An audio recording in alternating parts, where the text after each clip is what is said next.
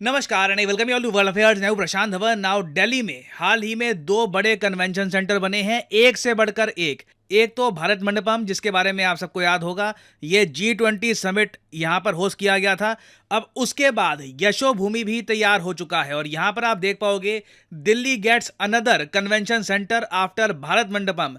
Now मैं चाहता हूं हाल ही में जो यशोभूमि से रिलेटेड वीडियो सरकार ने रिलीज करी है, ये वीडियो आप देखें, इससे आपको एक वेग आइडिया लग जाएगा। उसके बाद मैं आपको बताऊंगा कि कन्वेंशन सेंटर का बेसिकली काम क्या है, दुनिया में जो कैपिटल्स हैं, मेजर कंट्रीज की कैपिटल्स हैं, वहां पे कितने कन्वेंशन सेंटर है और भारत को इन सब कन्वेंशन सेंटर की आवश्यकता क्यों है।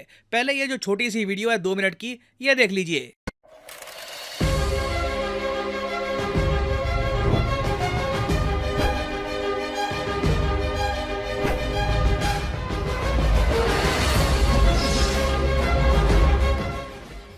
भारत दुनिया की 5वीं सबसे बड़ी इकोनॉमी, जो आज दुनिया के बेहतर भविष्य के लिए है आशा और विश्वास भरा ब्राइट स्पॉट।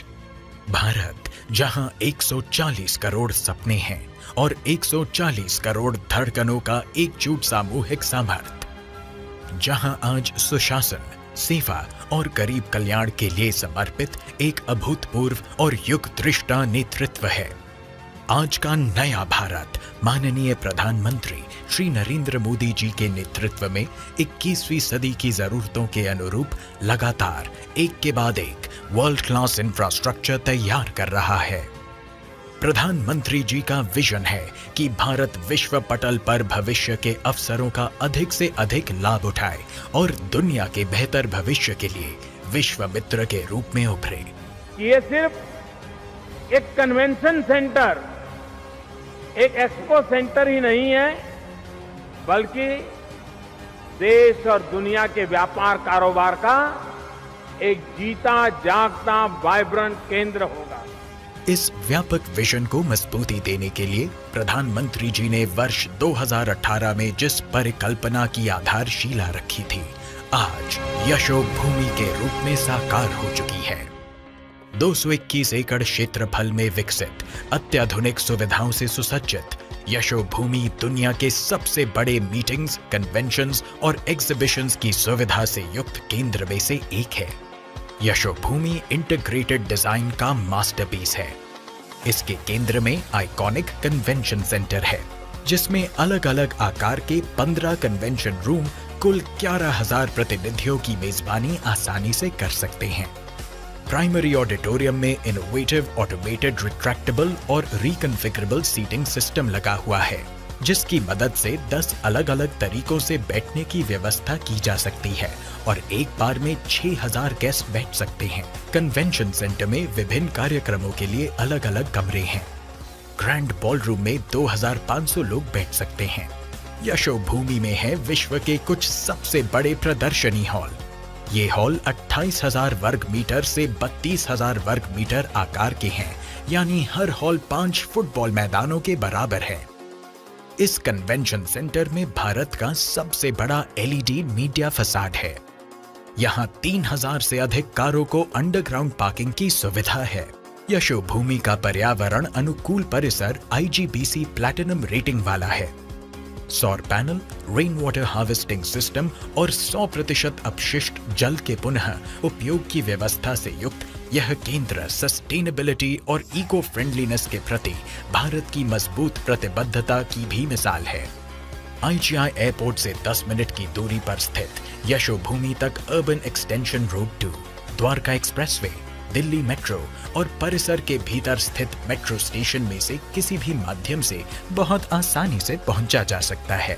इस अंतर्राष्ट्रीय कन्वेंशन सेंटर से भारत में दुनिया के बड़े से बड़े एग्जीबिशन का आयोजन संभव होगा। इससे ट्रेड और कॉमर्स को बढ़ावा मिलेगा, रोजगार के नए अवसर बनेंगे और पर्यटन से लेकर हॉस्पिटैलिटी तक विविध सेक्टर्स में नए मौके बनेंगे। तेजी से विकसित होते भारत की इस गतिमान विकास यात्रा में यशोभूमि निश्चय ही एक निर्णायक भूमिका निभाएगी। और मैं आपको अगर मैप में एक बार यशोभूमि दिखाऊं, इसकी जो कॉस्ट है by the way 5,400 crore rupees है और यहाँ पे आप देख पाओगे यह है एशिया का मैप और यह है हमारा प्यारा भारत। और अगर मैं जूम इन करूं, बाय द वे अभी मैप इतने अपडेट हुए नहीं है, तो इस मैप में आपको अभी भी ये अंडर कंस्ट्रक्शन दिखेगा थोड़ा बहुत। ऑफ कोर्स स्क्रीन भी इसकी थोड़ा सी नीचे टिल्टेड को है, तो ऊपर से टॉप डाउन व्यू से आपको इतनी दिखेगी नहीं, बट ये है आपके सामने यशोभूमि। मैं आपको दिखाना चाहता हूं ताकि आप मैग्नीट्यूड समझ पाएं कि इस कन्वेंशन सेंटर का मैग्नीट्यूड कितना बड़ा है। भारत का सबसे बड़ा कन्वेंशन सेंटर है ये, द्वारका दिल्ली में ये आपको मिल जाएगा। इससे पहले जो G20 हुआ था वो हुआ था भारत मंडपम में। भारत मंडपम की जो कॉस्ट है, कंस्ट्रक्शन कॉस्ट, वो बताई जाती है रफली 2700 करोड़ रुपए के आसपास है। अब यहां पे आप कहेंगे ये दोनों कन्वेंशन सेंटर हाल ही में क्यों बनाए गए? एक बार ना मैं आपको लिस्ट दिखाता हूं दुनिया भर के मेजर कन्वेंशन सेंटर्स की, जो आपको मेजर कंट्रीज के कैपिटल में मिलेंगे। अब यहां पर आप देख पाओगे चाइना की जो कैपिटल है बीजिंग, वहां पर 3 भीम का कन्वेंशन सेंटर आपको मिलेंगे। और इन कन्वेंशन सेंटर्स की मेन यूटिलिटी ये होती है कि अगर आपको इन्वेस्टमेंट्स अट्रैक्ट करनी है, अगर आपको कंपनीज को इनवाइट करना है बड़े स्केल पर अपने देश में, आपको इवेंट ऑर्गेनाइज करने होंगे, आपको उनके बहुत सारे लोगों को होस्ट करना होगा, काफी बार आपको एक्सपो होस्ट करने होते हैं, इस सब के लिए आपको कन्वेंशन सेंटर चाहिए होते हैं। एग्जाम्पल बता रहा हूं आपको, छोटा सा एग्जाम्पल। एक दिन पहले की बात है, हाल ही में चाइना आसियान एक्सपो हुआ है। इस एक्सपो के बाद ना टोटल $68 बिलियन, जी हाँ, $68 बिलियन की जो इन्वेस्टमेंट है ये चाइना ने कंफर्म कर दी है। और ये जो एक्सपो है चाइना आसियान एक्सपो, ये कहाँ पे हुआ है? इनके एक इंटरनेशनल कन्वेंशन सेंटर में।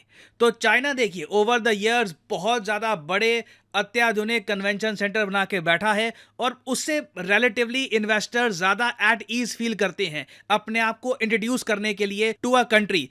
इंडिया में ना एक ढंग का कन्वेंशन सेंटर नहीं था हमारी कैपिटल में। आप सोच कर देखिए, इतने साल हो गए एक ढंग का कन्वेंशन सेंटर नहीं था। ये तो अब जाके कैपिटल में हमने 2 बनाए हैं। वैसे इंडिया में आप ओवरऑल देखोगे ना तो आपको आंध्र प्रदेश, बिहार, गुजरात में कई कन्वेंशन सेंटर मिल जाएंगे, मगर ज़्यादातर कन्वेंशन सेंटर होते हैं जी यूनिवर्सिटी के। यूनिवर्सिटी है, यूनिवर्सिटी से ही अटैच्ड एक हॉल सा हो गया, वहाँ पे सीट लगा के बैठ जाओ। दुनिया में ऐसे कन्वेंशन सेंटर नहीं चलते। You need state of the art convention centre, जिनको बनाने में ही मिलियंस ऑफ डॉलर्स लगे हों, क्योंकि एक बार ये कन्वेंशन सेंटर बन गए तब बाद में ये आपकी कंट्री के लिए बिलियंस ऑफ डॉलर्स की इन्वेस्टमेंट अट्रैक्ट करने का काम करेंगे। और हमारे प्रधानमंत्री ने भी ये कहा है कि यशोभूमि और भारत मंडपम बनने के बाद भारत को उम्मीद है कि जो ग्लोबल टूरिज्म मार्केट है कॉन्फ्रेंस की, वैसे देखो ग्लोबल टूरिज्म मार्केट में तो होटल्स वगैरह काम आते हैं, कोई टूरिस्ट आएगा वो कॉन्फ्रेंस में नहीं रुकेगा, मगर दुनिया में ना आज भी जब मैं वीडियो रिकॉर्ड कर रहा हूँ कम से कम 3-4 कॉन्फ्रेंसेस हो रही होगी। दुनिया में इतनी एक्टिविटी हो रही है, European investors, south American, African investors, American investors, इतनी सारी बिजनेस एक्टिविटी हो रही है ना कि कॉन्स्टेंटली कॉन्फ्रेंसेस होती है, लोग इकट्ठा होते हैं, बिजनेसेस पिच किए जाते हैं, इन्वेस्टमेंट्स होती है।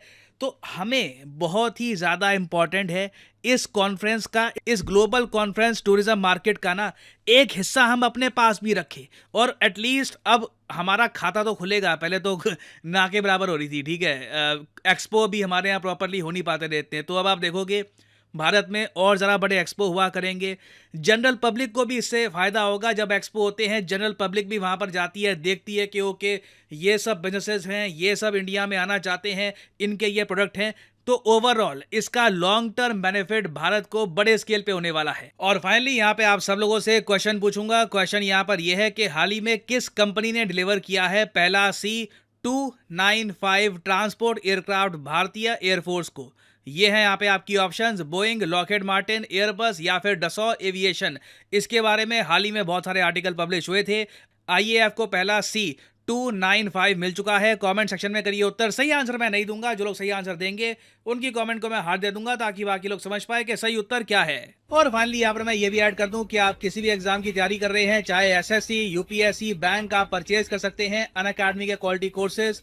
कमेंट सेक्शन में जाइए, पिन कमेंट में यहाँ पे आपको मिलेंगे link. For example let's say आपको प्रिपेयर करना है यूपीएससी के एग्जाम के लिए, तो यूपीएससी के लिंक पर यहाँ पर करिए क्लिक और यहाँ पे आप परचेज कर पाएंगे अनअकैडमी का यूपीएससी कोर्स। बट जो प्राइसेस यहाँ पर लिखे हैं, don't ever pay these prices. Simply यहाँ पर कोड डालिए PD10 and the prices will start following and you will be able to save a lot of money. So use the code PD10 and save money. और इसी note के साथ ये है video का अंत। Thank you for listening. May the gods watch over you.